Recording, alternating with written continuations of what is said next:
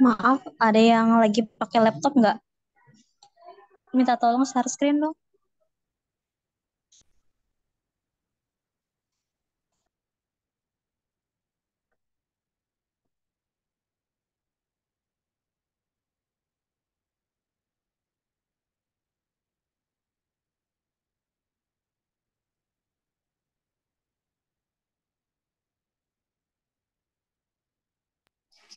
Udah Kak ini Kak. Udah. OTW ya.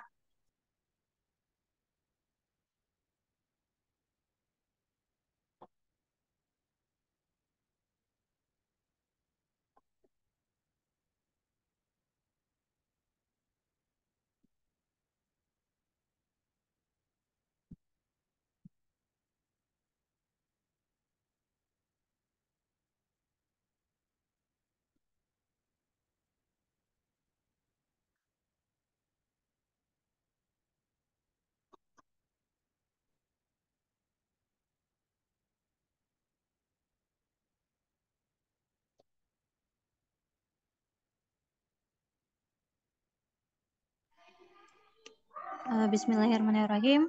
Assalamualaikum warahmatullahi wabarakatuh. Waalaikumsalam. Kami dari kelompok terakhir di sini akan mempresentasikan imunoterapi pada penyakit kanker dan degeneratif. Sebelumnya, teman-teman saya, Gita Amelia dan Putri Lestari.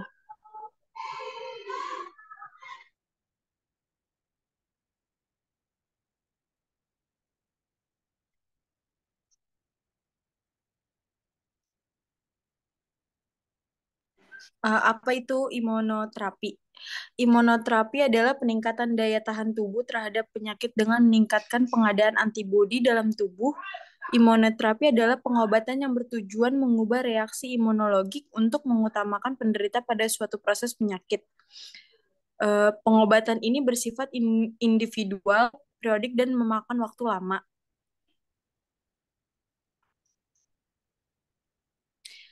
Imunoterapi penyakit kanker. Kanker merupakan suatu penyakit yang ditandai oleh perkembangan populasi sel yang lolos pada pertumbuhan regulasi normal, replikasi dan diferensiasi dan yang menyerang jaringan di sekitarnya. Kanker dapat dianggap sebagai penyakit dari sel-sel tubuh yang berkembang secara abnormal. Pengembangannya melibatkan kerusakan pada sel-sel DNA dan kerusakan ini terkumulasi dari waktu ke waktu. Sel-sel ini merusak dan melepaskan diri dari mekanisme yang berfungsi untuk melindungi dari pertumbuhan dan invasi atau penyebaran ke jaringan lain.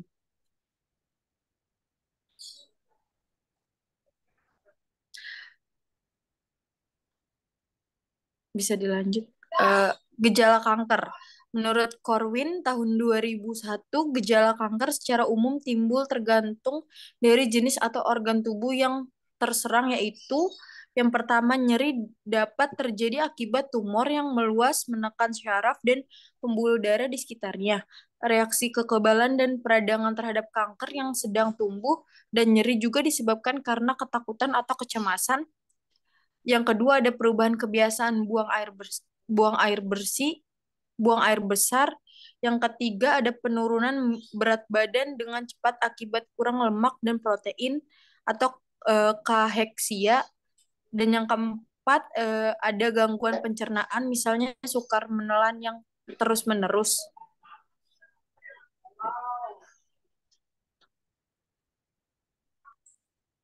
Menurut Corwin tahun 2001, Wilson tahun 2003, dan Scott tahun 2008, terdapat beberapa gejala kanker yang secara khusus berdasarkan jenis kanker yang dialami, yaitu kanker paru-paru, kanker payudara, kanker lambung, kanker kolon, dan kanker kandung kemih atau ginjal.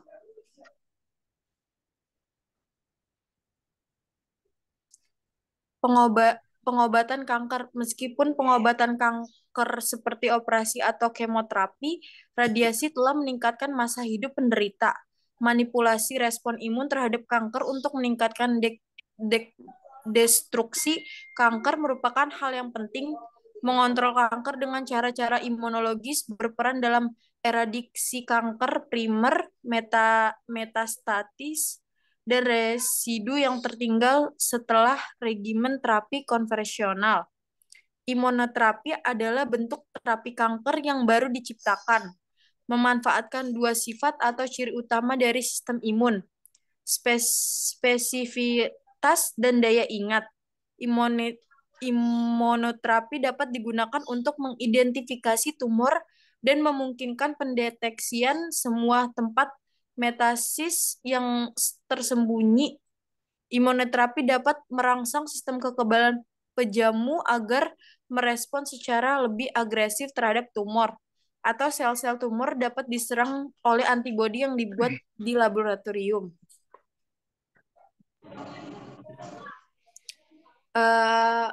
Imunoterapi pasif. Yang pertama itu ada antibodi monoklonal. Imunoterapi pasif yang menggunakan antibodi monoklonal atau MAB untuk menghancurkan sel ganas telah dicoba, namun tidaklah spesifik.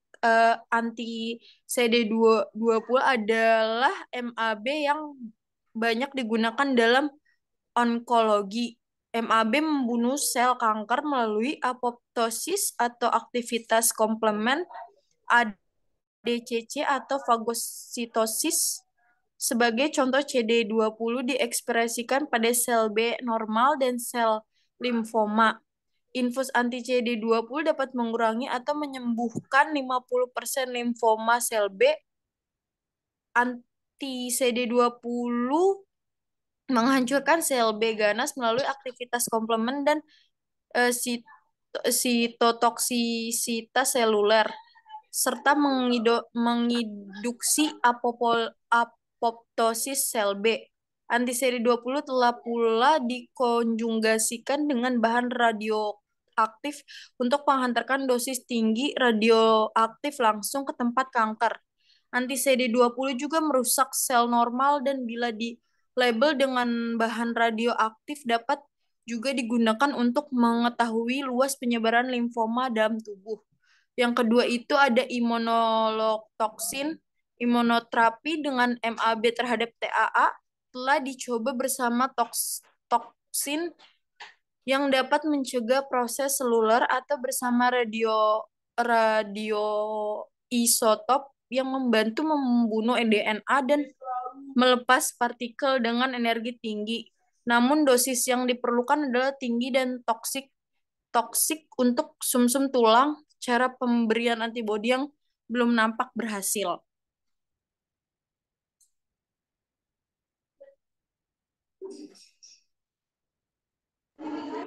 Yang kedua ada imunoterapi aktif. Di sini imunoterapi aktif telah digunakan dalam usaha mencegah anergi sel T. Anergi ini terjadi bila antigen kanker dipresentasikan ke sel T tanpa bantuan molekul konstimulator. Jalan mudah untuk melakukan hal itu ialah dengan menginfuskan sitokin. IL-2 akan mengaktifkan sel T dan sel NK secara langsung. Namun IL-2 dapat menimbulkan efek samping berat yaitu kebocoran kapiler, edem dan hipotensi. Pemberian IFN sistemik baik IFN alfa dan IFN beta meningkatkan ekspresi MHC-1 dan IFN ini juga menunjukkan efek anti-proliferasi terhadap sel kanker. Meskipun pemberian sistemik ini dapat memberikan efek samping terhadap sel kanker,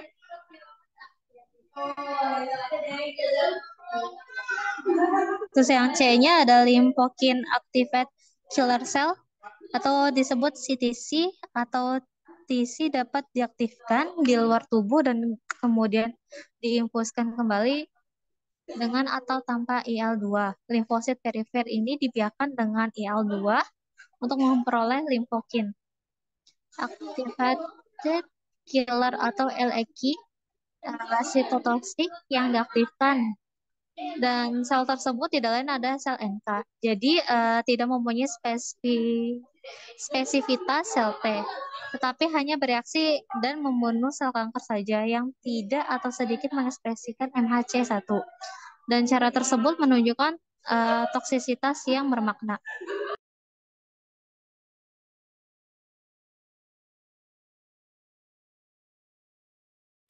Imunoterapi penyakit degeneratif yaitu adalah penyakit yang mengiringi proses penuaan.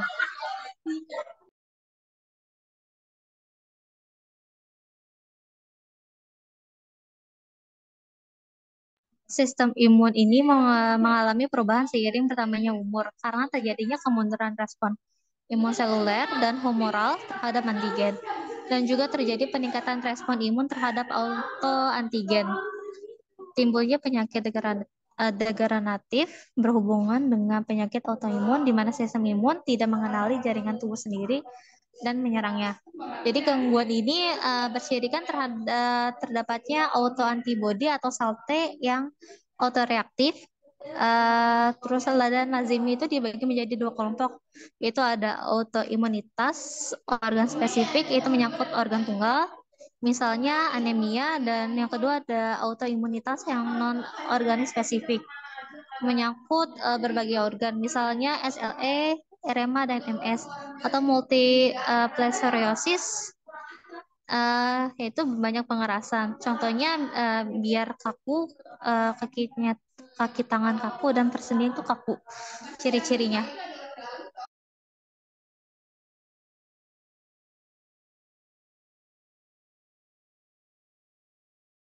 Penyakit rema atau artritis reumatika. Artritis reumatik, singkatan AR, rematik atau rema adalah penyakit sendi kronis dan sistematis yang termasuk kelompok gangguan autoimun. Bercirikan perubahan-perubahan beradang kronis dari sendi dan membrannya atau sinovium, dan kemudian destruksi tulang rawan dengan perubahan anatomis. Yang khusus dihinggapi rema adalah persendian tangan dan kaki, lutut, bahu, dan tengkuk. Gejalanya yang khas berupa bengkak dan nyeri simetris di sendi-sendi tersebut. Nyeri ini paling hebat waktu bangun pagi dan umumnya berkurang setelah melakukan aktivitas. Nyeri waktu malam dapat menyulitkan tidur, sendi-sendi menjadi kaku waktu pagi atau morning stiffness.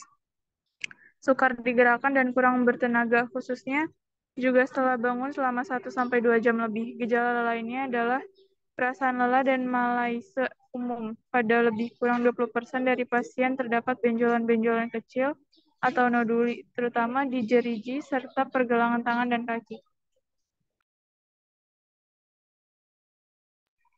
Patogen. Rema merupakan suatu penyakit autoimun di mana antibodi tubuh menyerang dan merusak organ atau jaringan sendiri.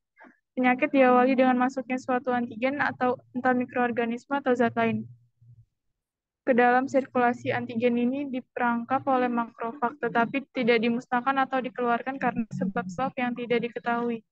Akibatnya adalah terbentuknya antibodi dari jenis IgM yang disebut faktor rema. Antigen dan antibodi bergabung dengan komplement dan menghasilkan suatu imunokompleks yang kemudian menimbulkan serentetan reaksi peradangan. Akibat penggabungan ini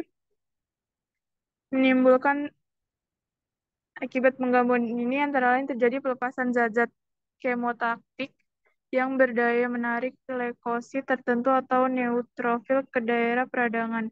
Dalam 24 jam, kira-kira 1 miliar neutrofil menginvasi sendi bersangkutan. Granulosit tersebut memakan imunokompleks atau fagositos, lalu mati sambil melepaskan enzim-enzim lisosomal seperti protease, glikoprotease, dan fosfatase. Semua enzim ini dapat merusak tulang rawan dan bahan dasar tulang atau matriks.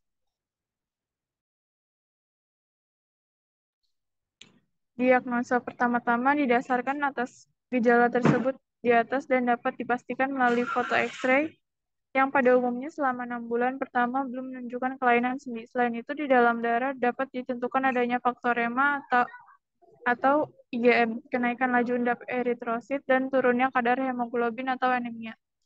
Yang semua tidak spesifik bagi rema. Lebih khas lagi adalah tes endapan musina dalam cairan sinovial atau di antara sendi, serta pemeriksaan mikroskopis dari nodule dan jaringan sinovial yang memperlihatkan kelainan-kelainan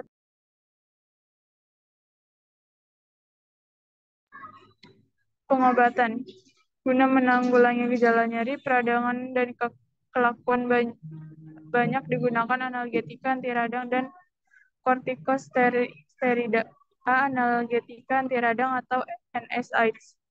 Non-steroidal anti-inflammatory drugs. Sangat berguna untuk menghalau gejala rema. Obat ini lebih efektif daripada analgetika perifer atau paracetamol, asetosol, atau kombinasinya dengan obat anti nyeri lain. Respons individual untuk NSAIDs amat bervariasi. Maka sebaiknya dicoba beberapa obat untuk menentukan obat mana yang paling efektif bagi pasien tertentu. Setiap obat hendaknya diminum selama 1 minggu. Pilihan pertama adalah obat dengan relatif sedikit efek sampingnya, seperti ibuprofen, ketoprofen, naproxen, dan diclofenac. Juga obat selektif baru, nalbumeton dan meloxicam, yang ternyata efektif untuk morning stiffness adalah zat-zat long acting atau sediaan time release yang diminum sebelum tidur. Misalnya diclofenac Tretar 75 mg.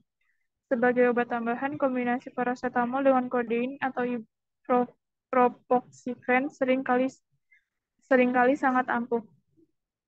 Penggunaan jangka panjang dianjurkan dengan tambahan suatu penghambat asam lambung, seperti omeprazol, lansoprazol, dan pantoprazol, atau zat pelindung mukosa misoprostol guna mencegah terjadinya tukak lambung.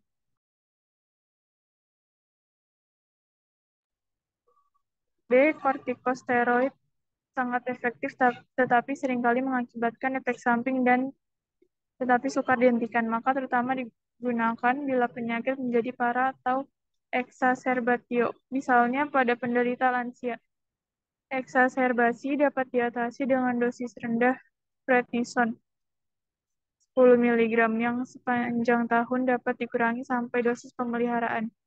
Tetapi pada pasien yang lebih muda diperlukan dosis yang jauh lebih tinggi untuk waktu yang lama dengan resiko efek samping besar 6,7. Secara intraartikuler, kortikosteroid digunakan untuk kekuatan dan nyeri hebat pada sendi.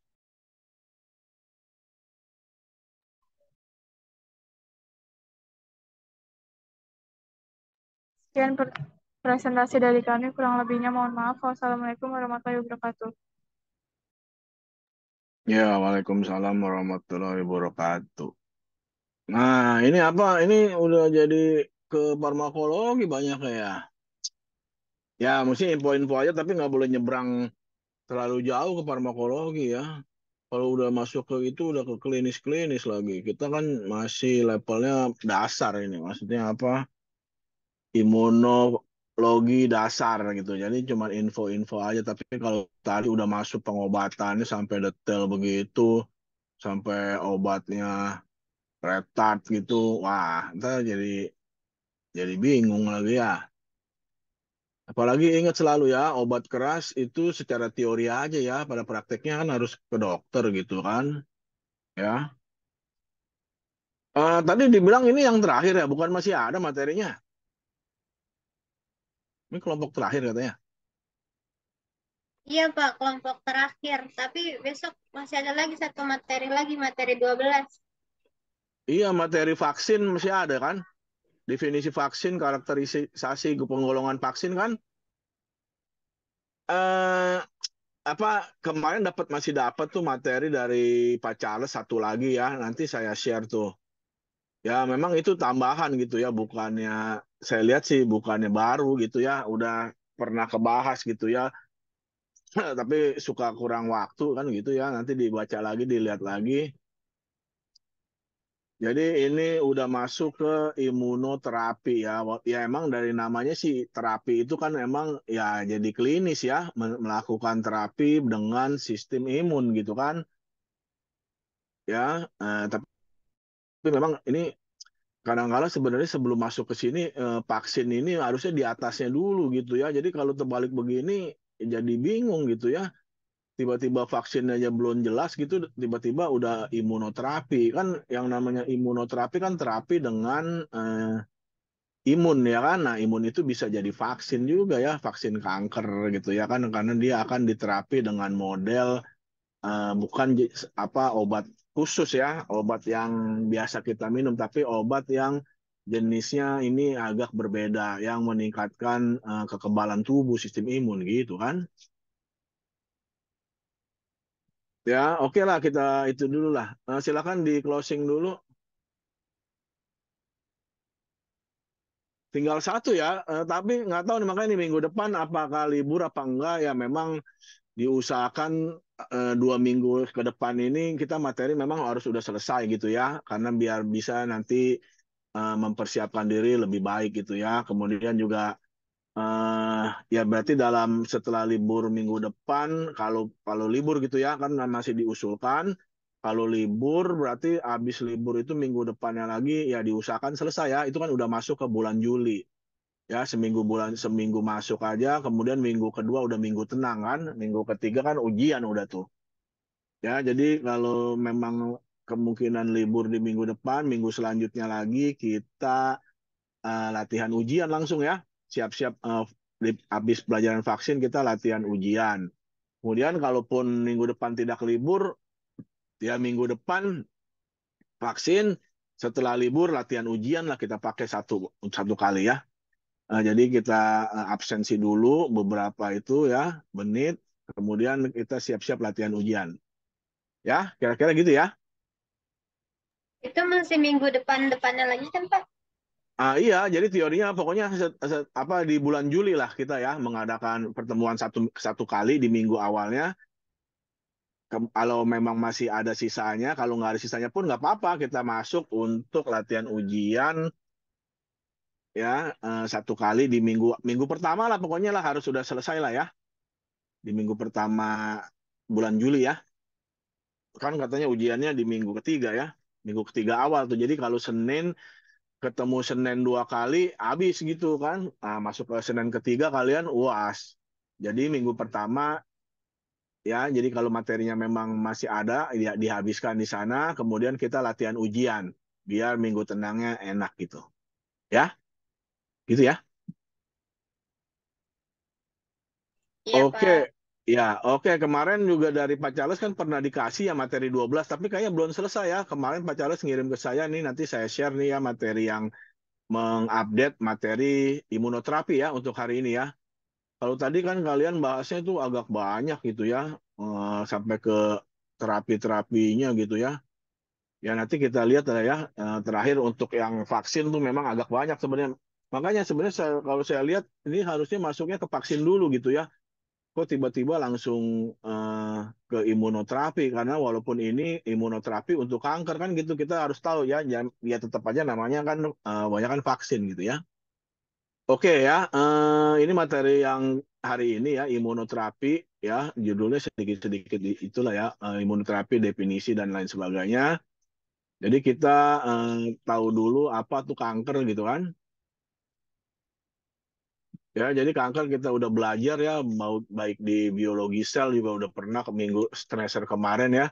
Jadi yang pertumbuhannya dan penyebarannya tidak normal, kan begitu ya. Dia bisa menumpuk, dia tidak ada G0, dia langsung selalu ke G1 lagi, putar lagi G1. Jadi dia selalu nggak pernah berhenti lah ya. Malah kalau kita pernah belajar itu ya sel HeLa ya, adalah sel yang abadi ya. Jadi dari tahun 54 aja sampai sekarang masih ada gitu ya. Jadi sel itu bisa ditumbuh kembangkan terus tanpa berhenti gitu ya. Asal medianya cukup cocok gitu ya, bukannya istilahnya nggak dikasih nutrisi, nggak dikasih apa dia bisa tumbuh ya. Dia tetap harus sama lah ya seperti sel normal, tapi makannya lebih lahap lah gitu ya, lebih rakus gitu kan. Kemudian udah pernah dibawa ke ruang angkasa juga ya, ternyata masih bisa tahan gitu ya, kemampuan bertahannya cukup baik gitu ya dibanding sel normal. Ya, jadi sel yang bertumbuhnya dan penyebarannya tidak normal, abnormal gitu ya, ekstra normal ya, lebih dari normal. Dan kemampuan yang paling hebatnya itu adalah membentuk pembuluh darah baru ya. Nah, itu yang dianggapnya luar biasa gitu ya. Jadi dia bisa menciptakan pembuluh darah baru ya, di apa karena dia membutuhkan asupan nutrisi yang lebih besar. Ya, nah biasanya tadi ya karena pada fase mitosis atau meiosis ya yang membutuhkan inti ya yang terdiri dari DNA gitu ya. Kemudian pada sel kanker kerusakan DNA tidak dapat diperbaiki ya. Jadi nah ini yang jadi masalah gitu ya. Artinya kanker itu jarang sembuh sendiri gitu kan. Artinya karena semakin justru dia tidak diobati dia malah parah gitu ya. Karena mekanismenya tadi ya walaupun tubuh kita juga kita sudah belajar ya bukan punya mekanisme apoptosis gitu kan yang artinya akan selalu membunuh sel-sel yang rusak yang dianggap tidak normal. Tapi ternyata di kanker ini lewat itu ya semua mekanisme itu tidak berjalan dengan normal gitu ya. Artinya yang harusnya sel ini diapoptosis malah tidak gitu ya. Malah jadi apoptosisnya kalah lah gitu ya, tidak bisa melakukan apoptosis. Ya. Ya, jadi sel imun versus sel kanker ya. Jadi sistem imun itu harusnya menghancurkan sel kanker. Ya, tapi sel kanker itu menghasilkan sistem yang menghalangi kerja sistem imun. Ya gitu ya. Tadi ya, apoptosis kan bagian juga dari sistem imun ya. Kita pelajari di sel T itu selalu memanggil sel natular killer ya, yang ujung-ujungnya semua nanti sel T sitotoksik, sel T helper itu sel CD4, CD8 nama-nama lainnya itu ya. Dia akan selalu berusaha tadi merusak atau membunuh melisis ya sel-sel yang dianggap tidak normal. Ya, sel kanker ini udah pasti tidak normal ya.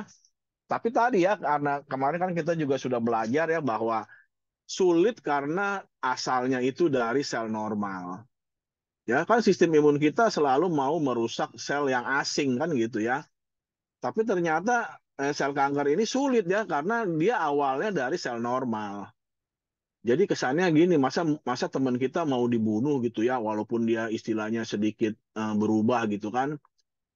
Nah, gitu kira-kira ya. Jadi nggak segampang itu sel imun kita akan membunuh sel kanker. Kecuali sel kankernya dari orang, dari zat lain, dari orang lain, bukan dari dalam selnya sendiri. Nah, itu langsung mau membunuh secara uh, imun ya, secara sistem imunnya bekerja gitu. Tapi kalau dari sel normal dari badannya kemudian jadi sel kanker, nah itu lebih sulit ya. Kemudian jenis imunoterapinya kan kemarin kita udah belajar ya antibodi monoklonal. Oh iya itu video yang saya kirim udah ditonton belum tuh kira-kira? Nah itu bagus banget itu ya. Jadi dikenalkan bahwa antibodi monoklonal itu ujungnya itu selalu MAB. Mengapa begitu? Ada yang udah nonton filmnya, videonya? Ya nggak ada ya. Padahal saya kirim 4 itu yang baru ya. Yang satu gabungan, yang 3 itu ya bagus itu ya kalau tertarik dengan sistem imun ya. Nah, jadi obat-obat monoklonal itu ujungnya biasanya pasti MAB. Apa itu MAB? Ya itu ya bahasa Inggrisnya monoclonal antibody. MAB, monoclonal antibody. Ya, ada lizumab, resisumab, map, MAB gitu ya. Jadi monoklonal antibody. Ya, kemudian imun cell inhibitor, ICI, ICI ya. Imun cell inhibitor ini kan berarti selalu ya, jadi sel yang tadi tidak normal berkembangnya terus dikasih zat yang bisa menghambat ya, inhibitor. Kemudian vaksin kanker ya. Nanti nih minggu depan ya, terakhir nih ya. Kalau nggak minggu depan, minggu depannya lagi ini materi kita vaksin. Tapi kita sedikit berbeda dengan materi vaksin yang umum ya. Ini kita lebih dalam lagi ke vaksin kanker gitu loh. Bukan vaksin penyakit yang biasa ya, infeksi doang. Atau contohnya ya kemarin COVID doang gitu ya, virus doang gitu ya. Tapi ini kita untuk membasmi atau mengurangi sel kanker ya. Nah, gitu ya, jangan lupa ya minggu depan ya. Kemudian sitokin ya yang kita sudah pelajari bahwa di tubuh kita pun atau sistem imun kita menghasilkan sitokin yang berupa-rupa ya, bisa menjadi teman, bisa menjadi lawan ya, tergantung apa tadi kemampuan sitokin ini mengenali tadi ya. Nah, tapi ya tadi lah sama lah ya. Teoritisnya jika kita memakai sistem kekebalan tubuh kita untuk melawan kanker itu otomatis pasti dipastikan tidak akan berhasil. Ya, karena dianggap teman ya. Jadi mesti dimodifikasi lah ya atau bantuan dari zat luar lah. Nah, prinsipnya kan begitu ya. Kalau kita pakai zat dalam, kita udah punya kan sitokin kita punya, pertahanan tubuh kita banyak gitu ya. Tapi kalau kanker kan nggak bisa. Jelas-jelas tetap mesti dikasih obat lain dari luar ya. Bisa radioterapi ya. Jadi terapi memakai gelombang radio ya atau radiasi ya. Bisa dibedah ya, diambil gitu, dibersihkan, bisa dengan obat ini kemo. Ya, kemo itu kan dari kata kimia ya, terapi kimia, terapi obat. Ya, cuman memang istilah kemo ini detailnya memang ke kanker ya, walaupun ya kalau kita sakit kan kita juga kemoterapi ya, minum obat gitu sebenarnya kemoterapi, tapi istilah kemoterapi lebih khusus gitu ya, lebih diutamakan ke penyakit kanker. Ya, kemudian latar belakangnya, nah kemampuan respon imun untuk melawan patogen dimanfaatkan untuk proses terapi. Nah ini ya, ya memang ini sih udah otomatis gitu kan di dalam tubuh kita Maya. Nah, mengapa ada wacana penggunaan komponen respon imun untuk proses pengobatan? Ya, didasarkan pada perkembangan proses terapi yang selalu mengedepankan keamanan pasien. Ya, jadi memang sistem obat respon imun ini dianggapnya lebih aman sih ya. Karena kan dia memang bagian dari tubuh kita ya, bagian kan yang kalau respon imun yang dimasukkan tadi ya memperkuat sel B ya, imunoglobulin gitu kan. Nah, tadi CD4, CD8. Ya, tapi menggunakan obat, terapi menggunakan obat memiliki kelemahan, diantaranya bisa bersifat toksik. Nah, ini ya. Kalau obat umum ya, jangka panjang ya bisa begitu memiliki efek samping. Ya, semua obat sih memiliki efek samping ya. Dan juga tidak spesifik. Nah, ini ya pentingnya juga ya. Jadi teman kan kalau sistem imun kan bisa diatur kan tadi ya. Vaksin-vaksinnya juga yang spesifik ya. Untuk virus COVID kita bikin vaksin COVID. Ya, tapi kalau obat kan nggak bisa begitu ya. Obat panas ya, dia hanya apa menutupi reseptor anti panasnya aja. Ya, tapi tidak spesifik umum ya. Tapi kalau dia, nah itu kan gejala ya. Tapi kalau kayak begini kita kanker, ya gimana gitu ngobatinnya ya. Nah, ya ingat ya, kita sistem imun ini memang lebih khusus ke penyakit-penyakit yang lebih lebih spesial ya gitu, bukan penyakit umum ya. Jadi kayak gini kan contohnya untuk kanker ya. Jadi bukannya penyakit umum, beda lagi ya. Hal ini menimbulkan ketidaknyamanan bagi pasien ya. Nah ini ya kalau kita pakai obat kanker kan tahu sendiri ya obat kanker tadi ya efek sampingnya ya. Bukan efek sampingnya aja ya, efek langsung juga ada gitu ya. Artinya gini, kita jika memakai obat kanker ya yang kemarin itu ya langsung otomatis kita pasti banyak mual dan muntah. Ya, kemudian rambut rontok. Itu umumnya hampir 90% begitu. Obat-obat kanker itu keras sifatnya gitu dah. Ya, nafsu makan berkurang. Makanya kan ya banyak apa maksudnya? Ada yang bilang ganja itu kan katanya bisa meningkatkan nafsu makan tuh ya. Nah, jadi ngebantu lah katanya ya. Dulu malah ada yang ditahan ya suami ya, karena dia merasa istrinya itu sakit kanker gitu. Kemudian dia nanam ganja gitu. Waduh. Ya walaupun memang tujuannya mulia gitu untuk apa membuat istrinya tadi bisa nafsu makannya meningkat, tapi kayak peraturan hukumnya ganja itu ya nggak bisa dilawan ya, nggak bisa ditentang ya. Bagi orang awam itu nggak boleh ya, kecuali dia lapor dulu sama lembaga pendidikan atau penelitian ya, minta izin dulu ke apa contohnya badan narkoba itu ya.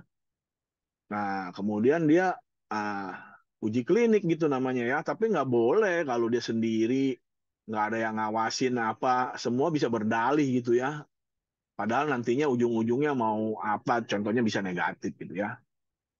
Ya, kemudian juga kalau kalian tahu kayak ganja itu kan ada tuh lembaganya tuh ya, yang walaupun dianggap bukan lembaga legal negara ya, eh, lingkar ganja Nusantara ya. Itu ada tuh ya. Nah, lingkar ganja Nusantara itu sangat tertarik dengan kanker ya.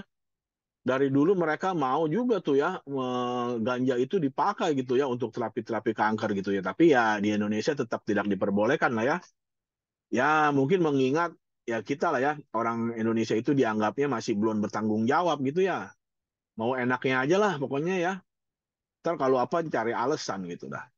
Ya, tapi kalau di sekarang mulai banyak digunakan ya di Malaysia aja sebentar lagi ya atau udah ya Malaysia, Singapura, Thailand sudah melegalkan ganja. Nah, tapi nggak tahu di Indonesia ya. Ya, jadi maaf-maaf aja kalau yang orang mau ngeganja silakan lah ya ke Thailand gitu atau ke Singapura. Mereka contohnya punya warung gitu ya, warung buat mengganja. Tapi setelah setelah apa setelah dari warung itu nggak boleh keluarnya itu masih memakai ganja gitu ya. Tapi di dalam warung itu silakan gitu ya. Kira-kira gitu ya.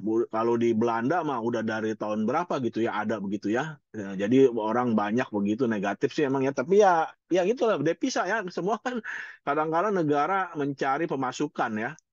Kalau dari pajak katanya kurang ya dia cari dari mana ya. Nah beberapa negara tadi ya banyak sudah mulai melegalkan ganja.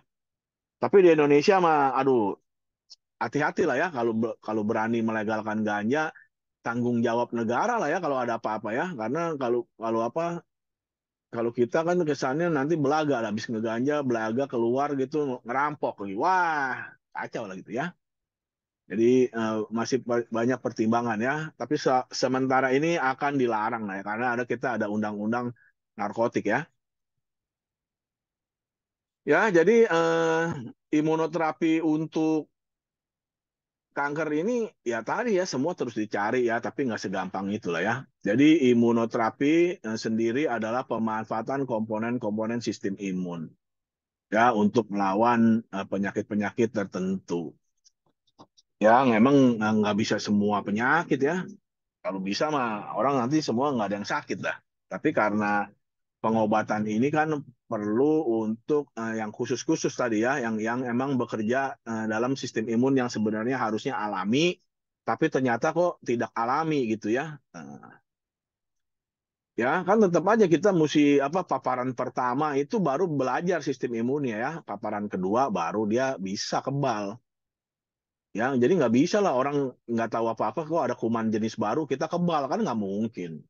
Ya, tapi ya jangan sampai kita kena yang apa yang ganas gitu kan langsung banyak meninggal kan seperti kayak COVID juga begini kan ya cukup eh, prihatin lah ya.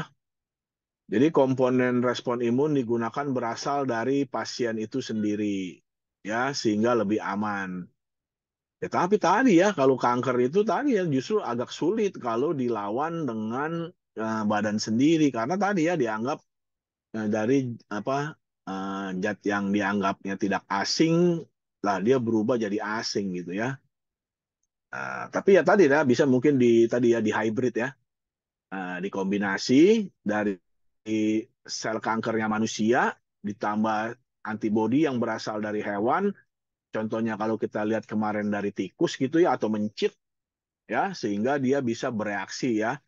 Nah, ini kalau kalian perhatikan coba nih, makin apa udah ngerti belum? Apa sih orang manfaatnya ini itu monoklonal antibody. Coba ayo, apa manfaatnya? Siapa yang ingat, siapa yang udah ngerti coba. Padahal mah jawabannya singkat sih kalau udah baca mah udah ngerti mah. Mengapa dibuat hibrida antara sel kanker dengan antibodi dari tikus? Ayo, siapa yang bisa jawab? Ayo, ayo. Nah, nggak ada yang bisa jawab nih. Nggak ada yang bisa jawab ya? Ada?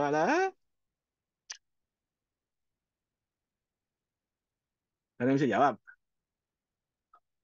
Ya, ilah. Yus, tahu Yus jawabannya. Tadi pertanyaannya apa, Pak? Mengapa dibuat monobody antiklonal? Antiklonal monobody itu katanya bagus gitu. Maka diciptakan satu jenis antibodi monoklonal campuran kanker dari manusia contohnya dan antibodi dari tikus contohnya.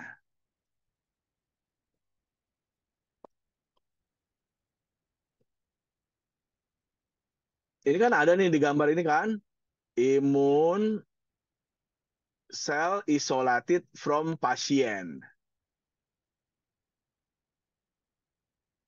Ya, nah, kemudian selnya dikultur ya dengan PAP dan GMCSF. Ya, kira-kira kayak gitulah ya. Jadi kalau di manusia ada juga yang ini kan semacam proses. Tapi kalau monobody antiklonal kan sel kanker ditambah hibrida yang kemarin itu ditambah antibody dari tikus. Ya, jadi zat-zat yang bisa menghasilkan antibody lah dari tikus itu digabung difusi kan kemarin dengan sel kanker. Supaya apa itu?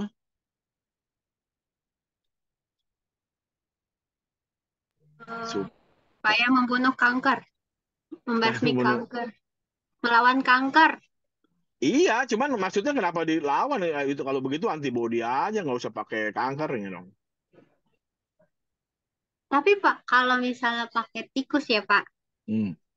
berarti antibodi tikus lebih bagus dong daripada antibodi manusia. Bukan soal masalah lebih bagus lebih kurang. Tadi lah yang penting dia bisa menciptakan antibody. Ini kan maksudnya antibody dari tikus ini kan makanya dia digabungkan dengan sel kanker apa? Supaya panjang umur. Dengan panjang umur dia menghasilkan terus antibody. Kan sel kanker tidak gampang mati, kan begitu prinsipnya. Ada yang bilang sel kanker gampang mati. Enggak ada. Nah, itu jadi prinsipnya menggabungkan ya sel kanker dengan Berarti si mekanisme mono apa monoklonal itu monal. tuh bukan membunuh sel kanker ya, Pak?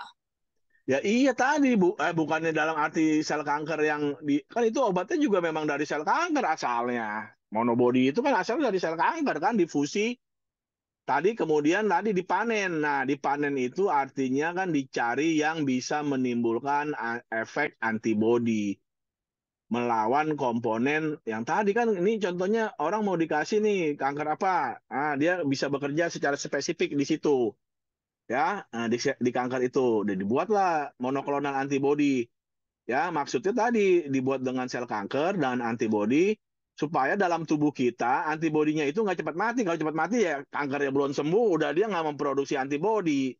Jadi dalam tubuh kita supaya antibodinya ini juga kuat nih bertahan lama sampai dia mampu membasmi sel kanker. Kalau dia cepat mati, ya buat apa? Baru dimasukin sehari mati. Ya, jadi tiap hari gitu dong. Waduh, sampai kapan gitu ya? Jadi dia dimasukkan dalam waktu kan ada siklusnya tuh. Kan kemarin belajar kita ada siklus ya kan, 2 minggu sekali. Nah, 2 minggu sekali dia udah mulai lemah, turun kemampuannya. Tambahin lagi. Tapi kalau dia tidak dikasih sel kanker sebagai fusinya, bagaimana dia mampu bertahan dalam darah kita, dalam sistem imun kita tadi. Nah, gitu. Jadi dia dikasih pembuatan yang model begitu, yang hibridnya begitu, maksudnya maunya tadi dia lebih langgeng lah hidupnya, lebih lama.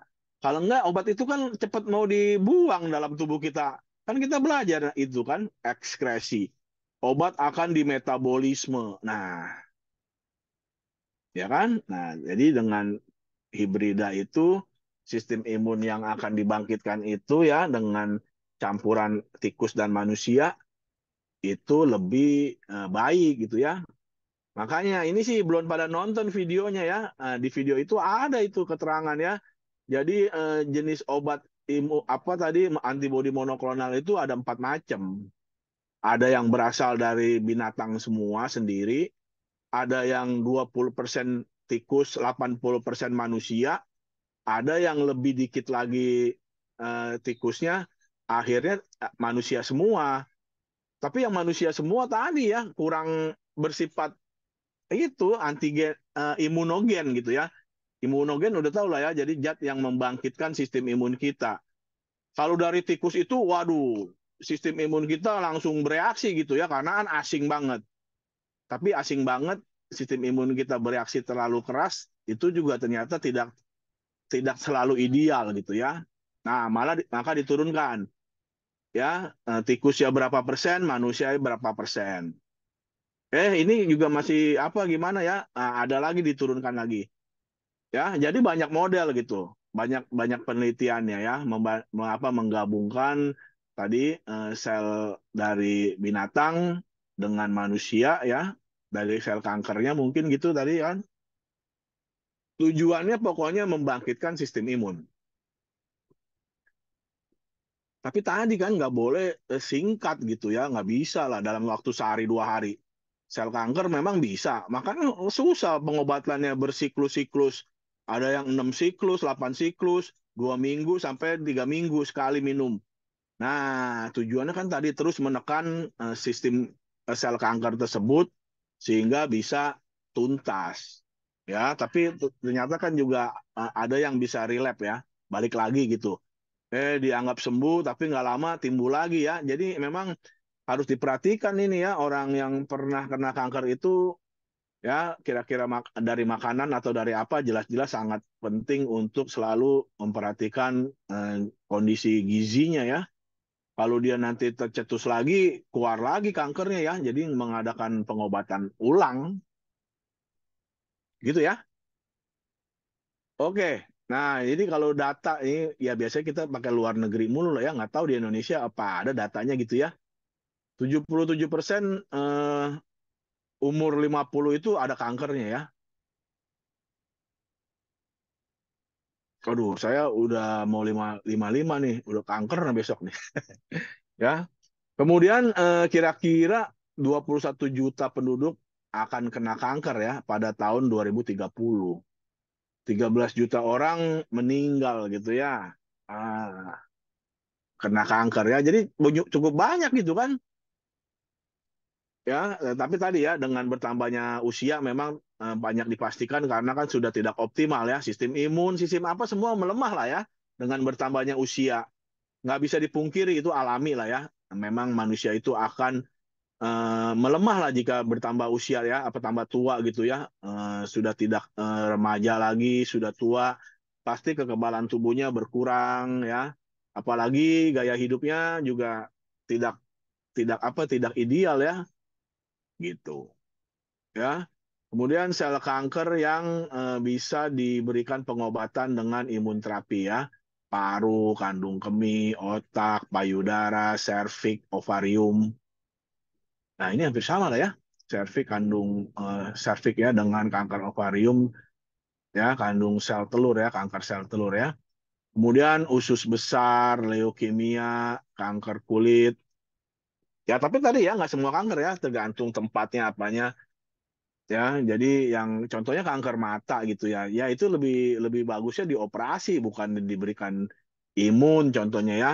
Nah, kira-kira nggak semua kanker gitu berarti ya. Jadi tujuan imunoterapi ini menghidupkan kembali sistem imun yang tertekan, ya tersupresi ini tertekan ya, jadi sanggup kembali melawan sel tumor,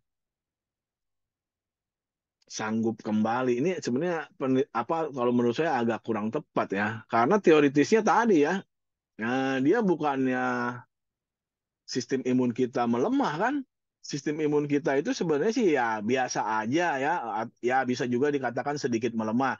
Tapi tadi karena sel kanker ini kadangkala tidak dianggap asing. Kalau menurut saya sih begitu ya. Kalau tidak dianggap asing, nggak mungkin lah dia diserang. Dia diam-diam aja gitu ya.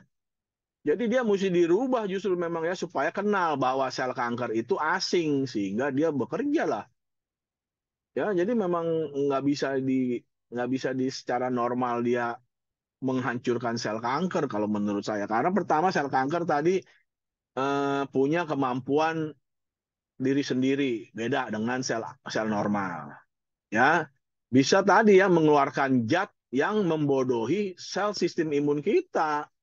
bukan membodohi gimana, artinya pokoknya dia dianggapnya temen aja, bukannya asing. Makanya kan nggak bisa dibasmi.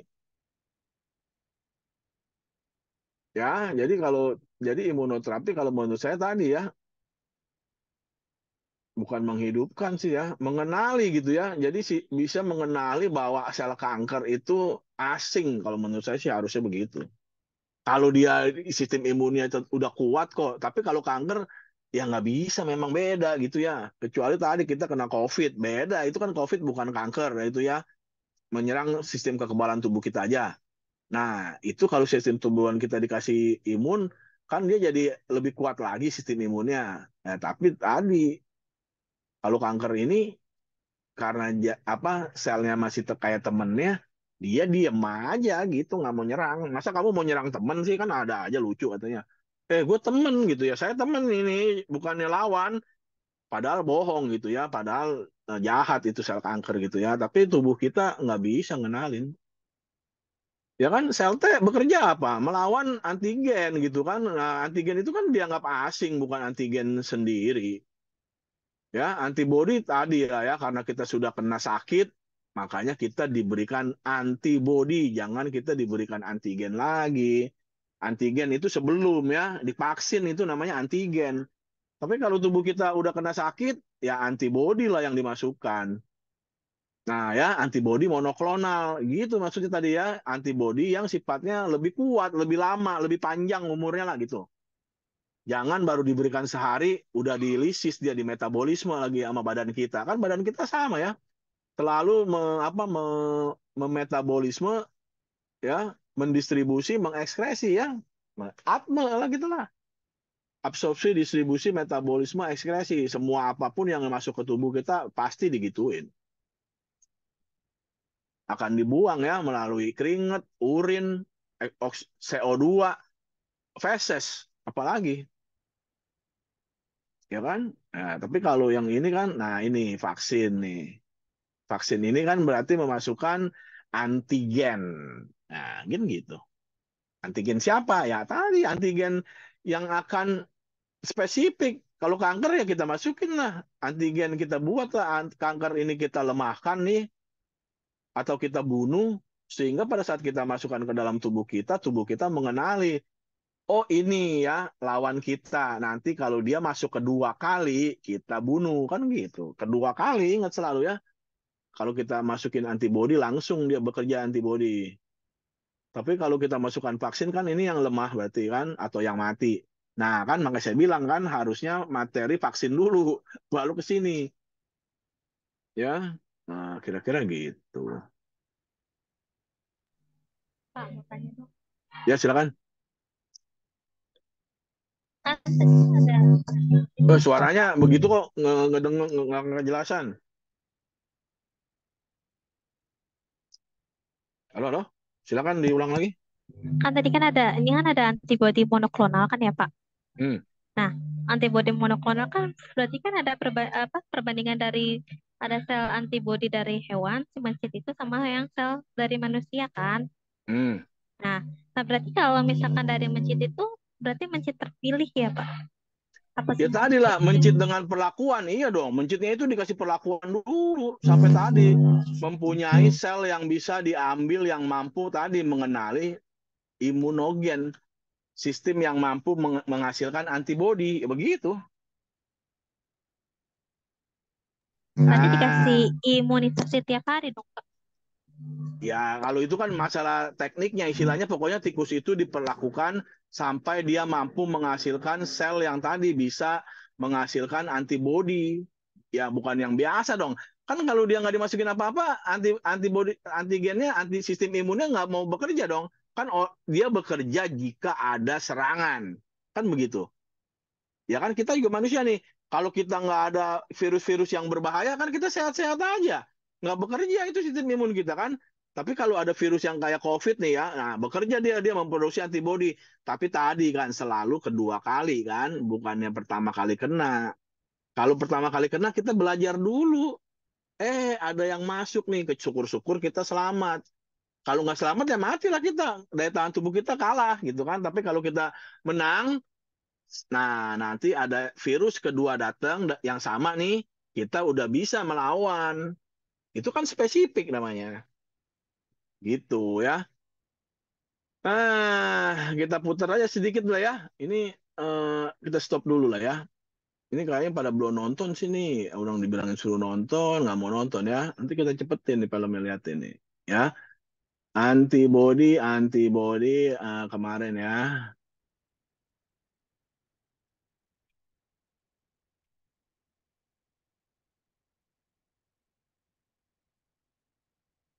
Kemarin saya bikin monoklonal ya. 41, 42 yang ini nih. Assalamualaikum warahmatullahi wabarakatuh. Selamat pagi dan salam sejahtera untuk kita semuanya. Hari ini kita akan belajar mengenai antibodi monoklonal dengan 2 capaian pembelajaran.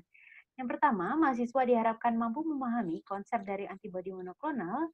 Dan yang kedua, mahasiswa kalian bisa lihat pada ilustrasi di sini bahwa FAB atau fragmen antigen yang dapat mengenali epitop itu dibagi menjadi banyak di serum ya. Kemudian Nah, ini nih. darah. Nah, nanti ini kita akan melakukan pengambilan darah, kemudian preparasi serumnya. Yang nantinya kita akan ambil antibodi yang ada di serum. Oke. Selanjutnya untuk antibodi monoklonal, perbedaannya kita bisa lihat di sini. Oke, untuk step pertama kita sama, jadi kita menginjeksikan antigen ke hewan, misalkan tikus, kemudian kita isolasi sel B, yang diharapkan sel B-nya ini tadi sudah, maksud saya dapat mengekspresikan dari antibodi. Nantinya sel B ini akan kita fusikan bersama dengan sel mieloma. Sel mieloma ini merupakan sel tumor atau sel kanker. Jadi memiliki karakteristik ya bersifat immortal. Kenapa kita fusikan? Karena kita tujuannya ingin mendapatkan sifat dari keduanya. Yang pertama, kita pengen dapat sifat bahwa sel tersebut dapat bisa menghasilkan antibodi yang juga bersifat immortal. Jadi harapannya fusi ini dari sel B dan sel mieloma akan membentuk hibridoma yang selanjutnya hibridoma ini dapat memproduksi antibodi dan juga tidak gampang mati. Jadi Gitu untuk kan? seleksi mana yang hibridoma dan mana yang bukan, kita melakukan penumbuhan di media HAT namanya. Gitulah. Pokoknya intinya yang hibridoma ini yang hanya yang sel yang bisa tumbuh di HAT. Selanjutnya kita akan melakukan seleksi untuk hibridoma yang kita inginkan karena meskipun ada beberapa hibridoma bisa saja menghasilkan antibodi yang berbeda. Jadi kita bisa pakai immunoassay seperti ELISA. Kemudian kita pilih, misal saya pengen yang A5. Selanjutnya setelah saya pilih hibridoma yang ini, kemudian saya perbanyak klonnya. Jadi bisa pakai teknik kultur maupun pakai teknik ASI-tes. Yang selanjutnya saya akan ekstraksi, kemudian saya lakukan purifikasi antibodi. Kita menggunakan kromatografi. Oke, jadi perbedaannya seperti itu ya untuk antibodi poliklonal ini standar metodenya, sedangkan yang monoklonal ini kita melakukan fusi sel B dan sel mieloma. Teknologinya ini dinamakan dengan teknologi hibridoma. Nah, ini ya. Karena kita sudah belajar mengenai struktur, nah di sini antibodi itu juga dibagi menjadi 4 tipe. Ini antibodi monoklonal ya. Jadi ini yang untuk terapi, mungkin kalian bisa lihat contohnya di bawah ini. Saya rasa sudah familiar beberapa. Oke, nah ini antibodi monoklonal dibagi 4 berdasarkan sumber dari FAB dan juga FC. Kalau kalian lupa bisa lihat ini ya. Untuk FAB ini yang warnanya hijau, jadi yang letaknya di sini. Kemudian yang FC ini letaknya yang di dalam ini. Yang tipe pertama ini murin AB, jadi ini 100% tikus. Nomenklaturnya belakangnya biasanya ada OMAP, jadi contohnya ini hibridoma. Nah ini bersifat imunogenik karena 100% tikus. Dapat menginduksi pembentukan antibodi terhadap antibodi ini. Jadi harapannya antibodi memberikan terapi, akan tetapi tubuh kita malah memproduksi antibodi terhadap antibodi tersebut. Nah ya, lihat ya di sini ada imunogenesitas ya. Jadi ini semakin ke atas ini semakin imunogenik, artinya tubuh kita pasti akan membuat antibodi. Nah ya, barusan yang diomongkan menarik ya. tubuh kita diberikan antibodi, tapi tubuh kita juga memproduksi antibodi gitu, melawan itu gitu. Ya, adanya komponen dari tikus memicu pembentukan antibodi manusia anti tikus, human anti mouse antibody. Kan ini dari tikus. Ya, tapi yang dimasukkan ini sebenarnya bukan antigen ya, antibody nih. Ingat nih ada perbedaan nih ya. Kalau kita digigit tikus, itu antigen kan kita kena racun tikus.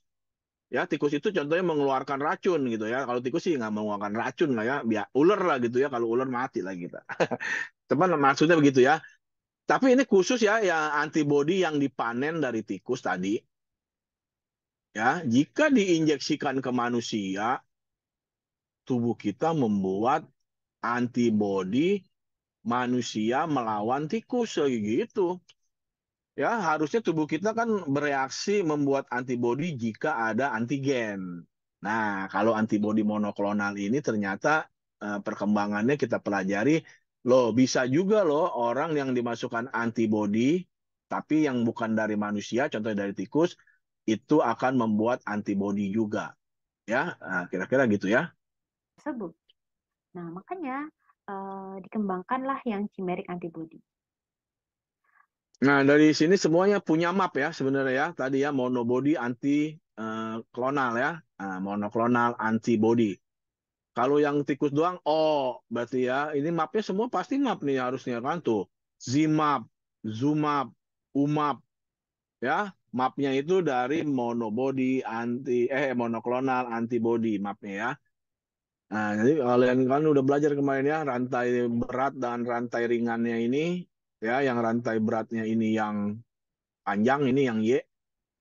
Kalau rantai ringan yang ini ya. Jadi cuman yang dimasukkan itu variabelnya kemarin udah belajar ada dua variabel di sini ya, dua region ya, region FAB dan region FC. Ya, ini udah belajar nih sebenarnya, tapi memang karena kita masih penghantar suka kelewat-kelewat ya. Jadi begitulah ya. Kalau kita lihat ini mana mana kursor ya.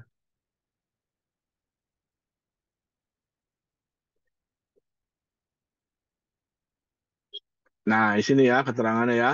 Jadi ada fragmen anti-binding nih FAB yang atas dan fragmen crystallizable region ya. Ini yang bawah ini. Nah, ini ada keterangannya ya. Makanya disuruh nonton, nggak nonton tuh. Akhirnya ya nggak tahu kalau ditanyain ya. Nah, ini kita kembali lagi ke sini ya. Dikit lagi. FAB dan juga FC. Kalau kalian lupa bisa lihat ini ya. Untuk FAB ini yang warnanya hijau, jadi yang letaknya di sini. Kemudian yang FC ini letaknya yang di dalam ini. Oke. Yang tipe pertama ini murin AB, jadi ini 100% tikus. Nomenklaturnya belakangnya biasanya ada OMAP. Jadi contohnya ini Hybridoma. Nah, ini bersifat imunogenik karena 100% tikus. Dapat menginduksi pembentukan antibodi terhadap antibodi ini. Jadi harapannya antibodi memberikan terapi, akan tetapi tubuh kita malah memproduksi antibodi terhadap antibodi tersebut. Nah, makanya dikembangkanlah yang chimeric antibody. Bisa kita lihat ini dari grafiknya ya, bahwa chimeric antibody ini imunogenesitasnya lebih rendah dibandingkan yang murin. Karena di sini 80% sudah diganti oleh FC yang manusia. Jadi yang light chain-nya, maksud saya yang FAB-nya ini masih dari tikus komponennya. Kemudian yang humanize ini untuk komponen FAB-nya ini sudah ada manusianya juga. Jadi per variabelnya masih dari tikus. Kemudian yang terakhir yang human ini 100% manusia. Jadi ini tidak bersifat imunogenik. Contohnya ini adalah adalimumab. Nanti kalian mungkin bisa pelajari nih nama-nama terakhirnya ya. Oke, adalimumab ini kan TNF alpha inhibitor, bisa buat terapi rheumatoid arthritis. Oke, selanjutnya kita akan bahas mengenai aplikasi antibodi monoklonal untuk Oke lah, itu ditonton aja ya. Tapi yang penting tadi gitu pertanyaannya ya, jenis-jenisnya itu. Ya, ini terapinya kita lanjutkan ya dengan transfer sel T. Ya, sel T ini untuk perlawanan yang di dalam sel ya. Sel T itu kan artinya T helper CD4 atau CD8 ini. Ya, merupakan perawatan yang meningkatkan kemampuan alami sel T untuk melawan kanker. Sel ini diambil dari tumor ya atau benjolan.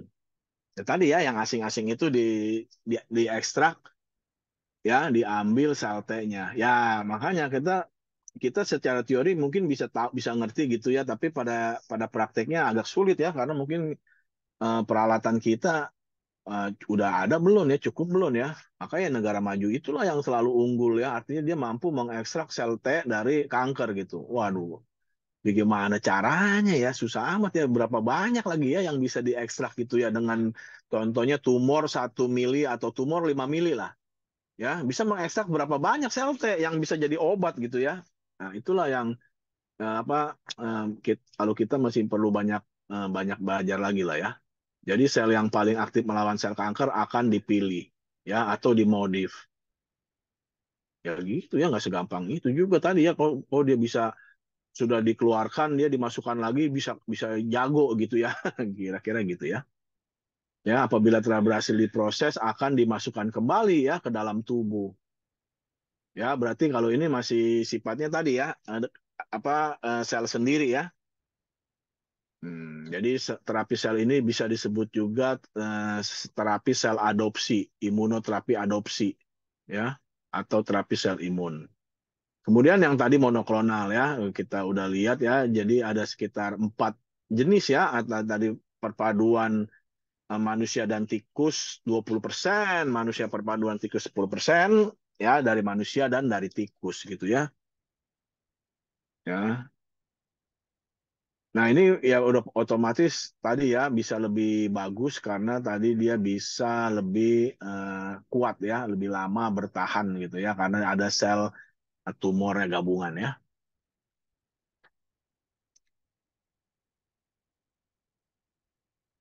Ya, ini masih tempat-tempatnya tadi ya. Ya, kemudian vaksinasi ya. Ya, kemarin makanya ini kemarin minggu depan lah ya kita pelajari tentang apa itu vaksin, berapa banyak jenis vaksin, apa aja sih jenis vaksin gitu ya. Bagian-bagian apa aja sih yang diambil dari objeknya itu ya, dari apa contohnya penyakit itu ya, kanker atau COVID. COVID kan dari virus. Nah, dari virus itu diapain virusnya ya? Apakah dibunuh, apakah dilemahkan ya? Oke ya, jadi tujuan vaksin kanker ini memacu tubuh untuk memproduksi antibodi ya, kemudian lokasi antigennya bersirkulasi secara sistemik ya dan menuju tumor gitu ya. Kekurangannya menghasilkan toksisitas dalam sel dan jaringan normal, namun dapat menstimulasi respon imun spesifik. Ya ini ya, toksisitasnya ini gimana ya maksudnya ya? Jadi apakah dengan banyaknya sel imun kita tadi menghasilkan kerusakan jaringan gitu ya? Kemudian tadi jenisnya bisa bersifat imunnya, bisa bersifat tumornya gitu ya. Jadi yang berbasis tumor ini contohnya diambil dari melanomanya ya, M-effect gitu ya, menggunakan sel tumor secara keseluruhan. Ya, kalau ini berbasis imun, jadi menyajikan antigen yang sudah dimodif sehingga mampu menghasilkan eh, ya menyajikan antigen tumor ke sel T ya. Jadi sistem antigen khususnya ini akan menempel pada sel tumor, kemudian dikenali oleh sel T gitu ya, menyajikan antigen tumor ke sel T. Contohnya ini untuk kanker prostat ya. Namanya apa sih bacanya? Sipuleucel T ya. Namanya Pak Marta, ya. Bapak, maaf, Oi. ininya apa PPT-nya belum di screen ini Pak, scan screen. Oh ya Scan. gitu lupa ya. Oh, oke oke oke.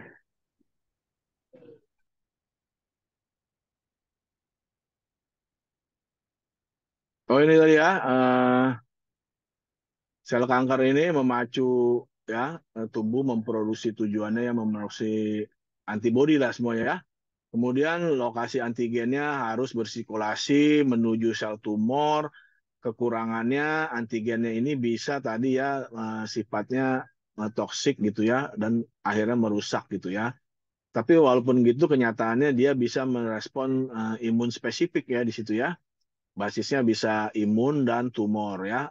Apa maksudnya?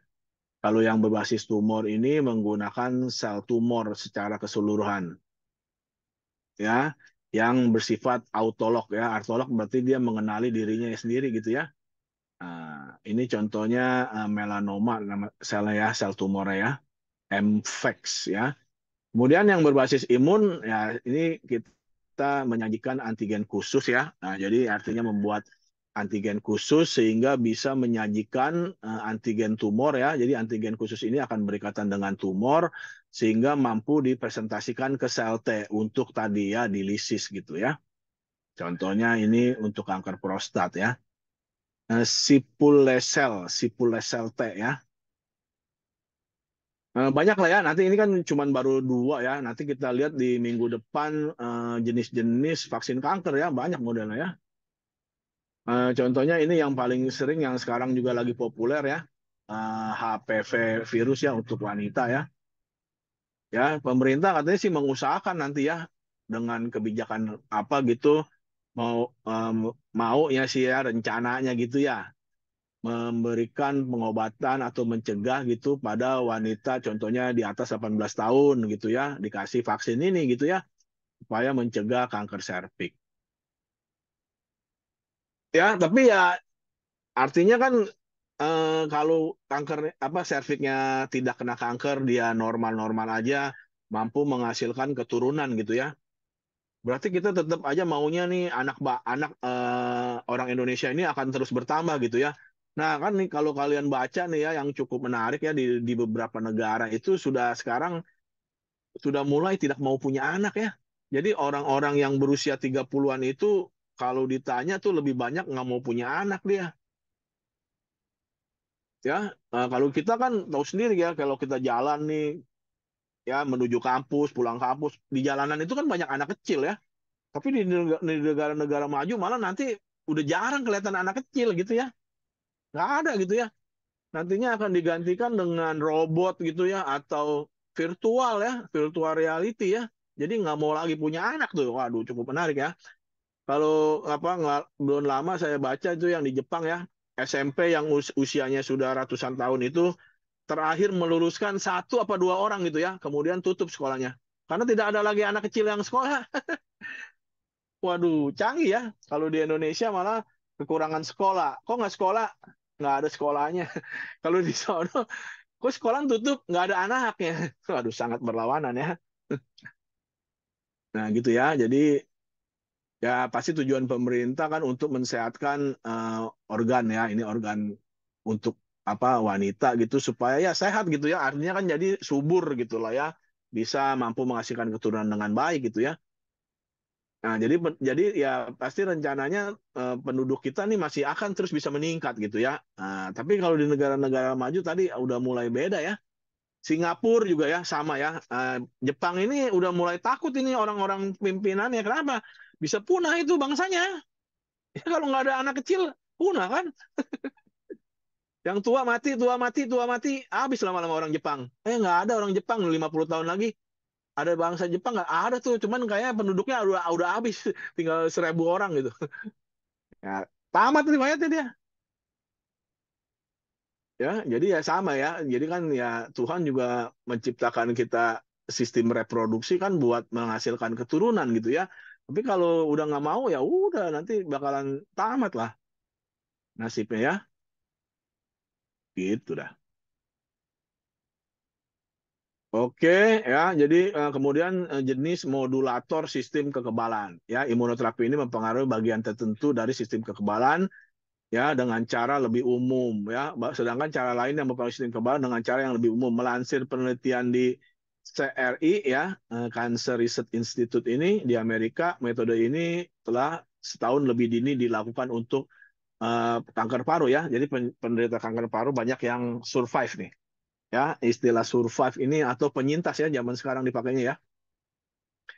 Jadi orang yang sembuh dari kanker ya, selamat dari kanker namanya penyintas ya. selamat dari gempa bumi ya. Lolos dia dari kecelakaan bis, penyintas ya namanya ya. Jadi sebuah riset yang diterbitkan di Australia tahun 2019 masih baru ya, bahwa tingkat kelangsungan hidup keseluruhan rata-rata dari terapi ini mencapai 30 bulan. Wah, lumayan lah ya. Artinya dia setelah diterapi itu umurnya itu bisa bisa nambah lagi lah ya, sekitar 2 tahun lebih nih ya. Kalau nggak diterapi ini kan mati contohnya ya kan. Nah, tapi kalau sudah diterapi berhasil, dia bisa hidup lagi nih sekitar 30 bulan ya. Mungkin kira-kira gitu ya artinya ya.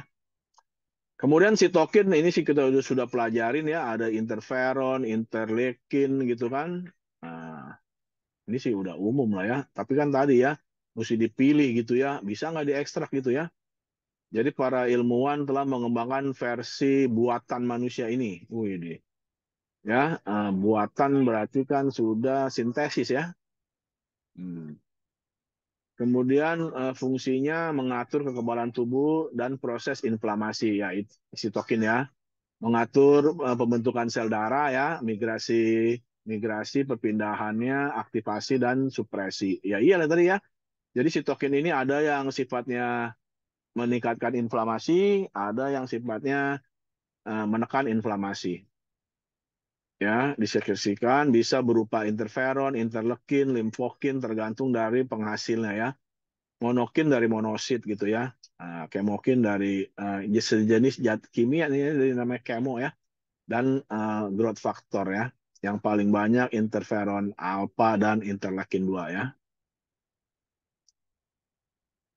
Ini interferon alpha ya bisa mempromosikan respon T helper 1 ya, kemudian efek pleotropik pada imunomodulasi, virus statik ya, dan anti proliferasi ya, jadi tidak berkembang gitu ya, sistem kankernya ya. Kemudian meningkatkan aktivitas sel ya, sel limfosit ya. Kemudian meningkatkan aktivitas CTL dan ekspresi MHC ya. Kemudian juga yang penting ya di dalam sel itu sel natural killer ya.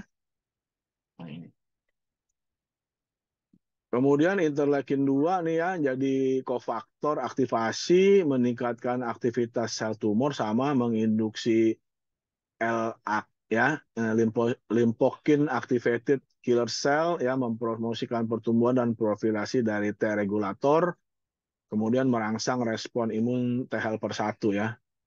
Nah, CD4 ini pada dosis tinggi. Nah, kira-kira gitu ya. Ini tambahan dari Pak Charles ya, nanti saya share lagi ke Google Drive. Nah, silakan ya.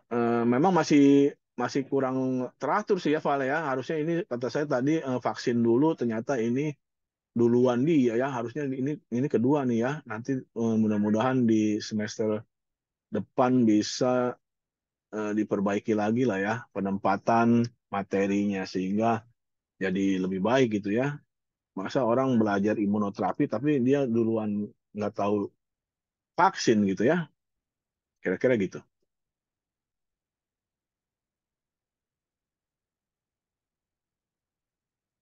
Silakan ada pertanyaan ini. Jadi materinya ya tinggal satu lagi ya. Jangan lupa yang saya kirim ke internet nanti juga ada tambahan-tambahan sedikit gitu ya. Materi-materi yang saya lihat sih dari kampus, terus terang saya lihat dari Esa Unggul ya, dia udah lebih mapan itu ya. Memang juga dia sebagai sekolah farmasi saya lihat memang dia lebih dulu berdiri gitu sih ya. Jadi memang lebih persiapannya udah jadi lebih baik ya. Jadi 1-2 tahun kemudian pasti lebih baik lah ya dibanding baru buka kan kita kesannya baru 1 kali, baru 2 tahun ya, belum maksimal lah. Nanti kalau udah tahun ketiga, keempat ya diharapkan sudah lebih lebih tahu lah. Oh ini materinya mesti lebih di duluan yang mana gitu ya. Kadang-kadang ini kita suka terbalik-terbalik sih. Gitu aja sih. Ya. Oke, sambil saya absen ya.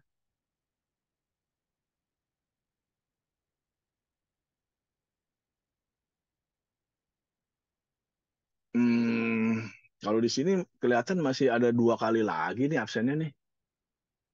Padahal materi udah tinggal 1 katanya ya. Ya udah kalau begitu nggak apa-apa. Jadi Bapak pokoknya maaf sama UAS gak sih Pak satunya? enggak 3 kalau sama UAS. Oh, itu Pak Mm-mm. yang masa tenang itu Pak biasanya. Iya gak sih Pak? Eh, Iya itu dia masa tenang itu silakan dari apa kita kan bukannya mau cari apa. Jadi kalau maksudnya apa? Saya menawarkan nih, oke materi kita selesaikan aja biar ada seminggu. Kalau itu kan nggak ada masa tenang itu nggak masuk di sini.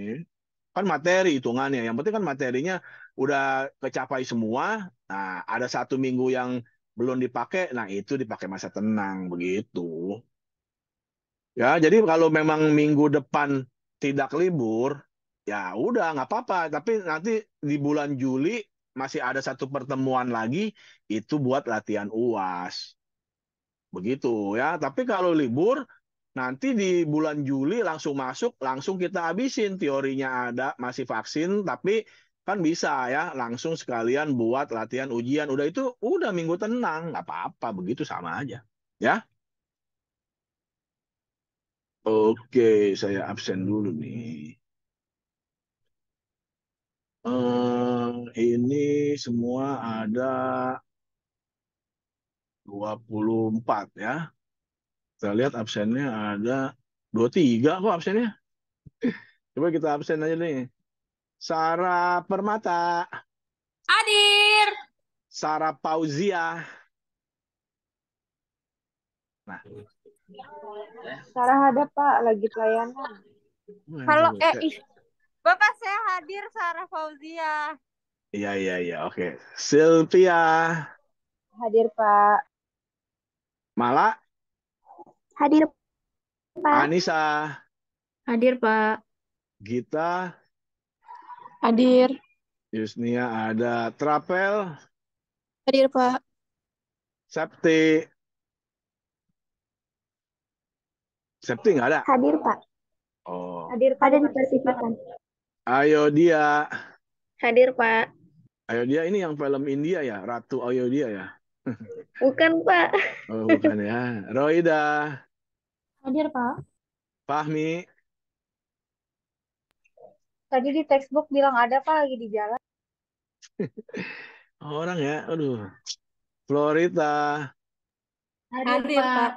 Putri. Kok berduaan itu Hadir, suaranya? Pak. Pak Rijan, Hadir, Pak. Azahra, Hadir Pak Zahra. Arta, Hadir, Pak. Syalsya. Hadir Pak. Syalsya ini wakil Ananda ya. Ananda pindah-pindah mulu. Hari ini nggak pindah tumben dia. Ananda. Hadir, Bapak. Oh, tumben nggak pindah. Enggak, Pak. Sekarang saya udah tetap. Ini. Ya, Siti Fatima. Hadir Pak. Abdul Aziz, Hafiz, Hadir. Anita. Anita mana Anita? Nggak ada. Kak Anita ada, Pak. Oh ya udah. Debo ada tadi. Siapa yang belum ke absen? Udah semua? Udah ya. Sedang di jalan. Baru tahu Fahmi. bisa sampai ke Gojek trauma. Fahmi hadir sedang di jalan. Orang kuliah lagi di jalan. Kan aneh ya.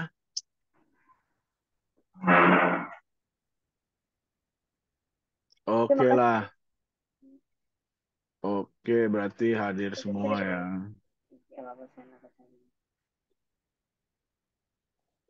Oke, silakan. Masih ada yang mau tanya atau sudah cukup ini?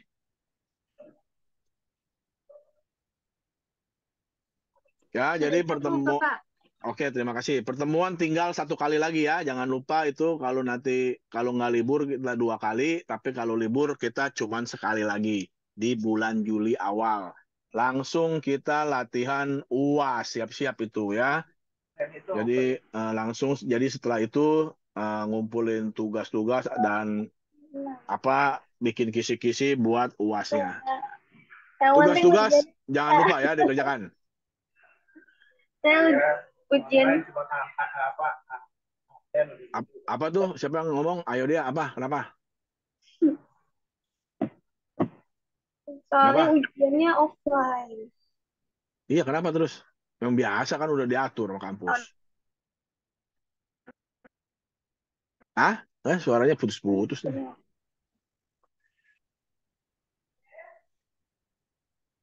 Ya, oke. Terima kasih semuanya untuk hari ini. Ya, tadi semoga bisa dimengerti. Makanya videonya banyak. Kalau ada ditonton itu jangan lupa.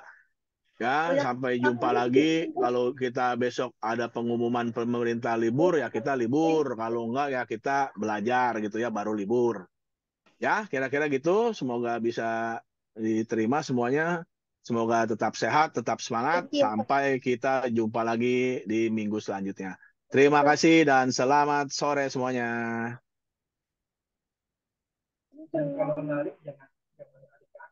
Oke, pamit ya. Ya, sama-sama. Pamit ya. Iya, Oke. Bapak. Makasih, Bapak. Ya, sama-sama.